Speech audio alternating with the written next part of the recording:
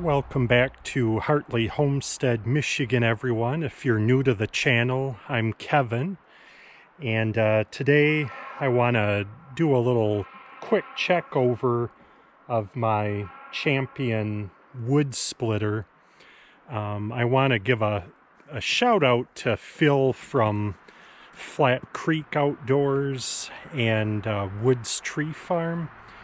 He has the same model as I do. It's the Champion 27 ton, and he had an episode where apparently these hose clamps can get loose, and he had hydraulic fluid spray all over his wood pile.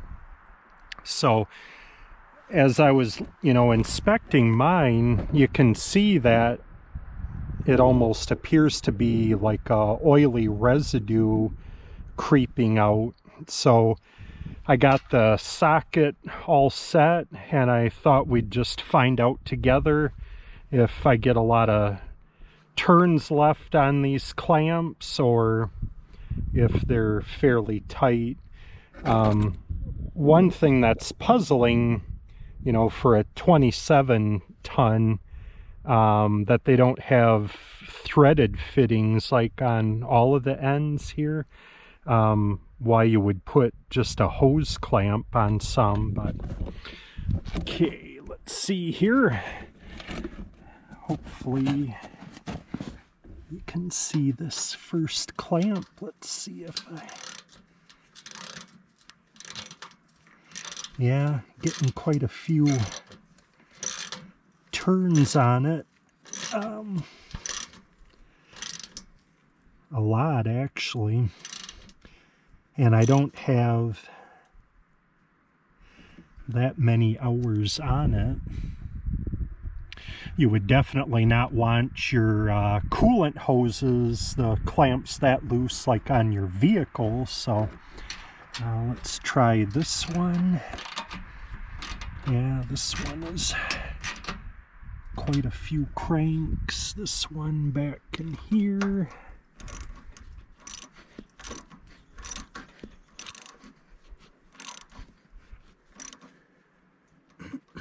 Yeah, quite a few cranks. So I guess what I need to do is, check these clamps every so often and just make sure. I can't get a socket on that one, but it did appear to be seeping out a little bit on those clamps. So again, thanks to Phil from Flat Creek Outdoors and Woods Tree Farm. I think you helped me avoid a messy incident with my splitter here for sure. And just a word of caution to anyone else who might have a Champion wood splitter with hose clamps instead of threaded fittings on your hydraulic lines. Maybe give those a check every now and again. So while we're on the subject of wood splitters, I could give you a general tour of this splitter. Like I say, I have a few hours on it. I've actually owned it a couple of years and starting to split more wood again, so had little more time in on it. So here it's, I guess you would call it a 3-stage phase lever. It pushes the splitter forward, and then a stop, and then this would be return, and then it automatically shuts off when it reaches its limit back here. It does have tow chain, safety chains, takes a 2-inch trailer hitch ball if you do tow it. I think there's like a 45-mile-an-hour limit on those tires, but you can tow it. That's how I got it home. Just bought it at the Orange box store a few years ago. Let's see, it does have a 224cc Champion engine. I'm assuming, you know, it says Champion engine, that they make their own, unless it's built by Briggs and Stratton or some other company.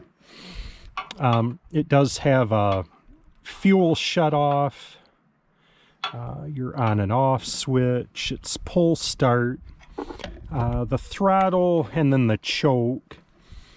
I noticed that if it sets for a long time, it will take quite a few pulls to start it.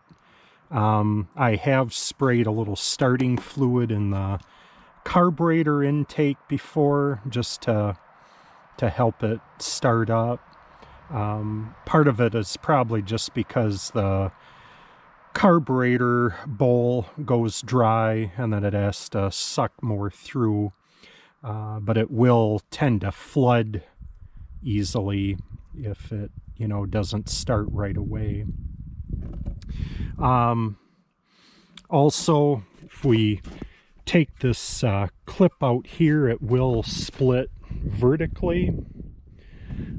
So I can do that real quick for everyone. Why don't I not have you looking right into the sun here?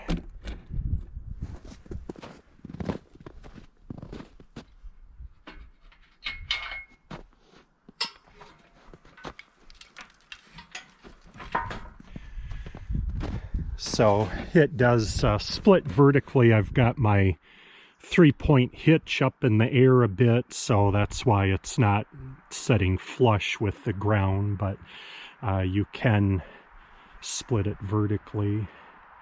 And I think, from what I've heard, if these will spring a leak, they tend to do it when you're splitting in the vertical position.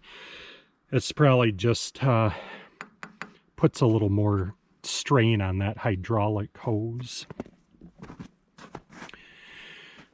Here, check the engine oil. They actually have 2 sides where you can check it.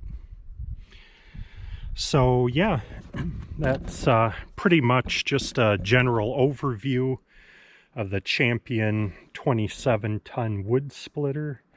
Overall, I'm happy with it. I think the specs say it's got about 11-second cycle time, which isn't, you know, too bad. Again, I'm not looking for a professional type wood splitter.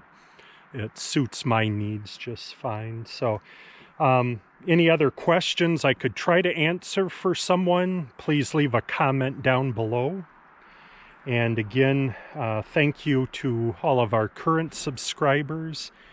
And if you're new to the channel and like this content, please consider subscribing. We have recently just hit 300 subscribers.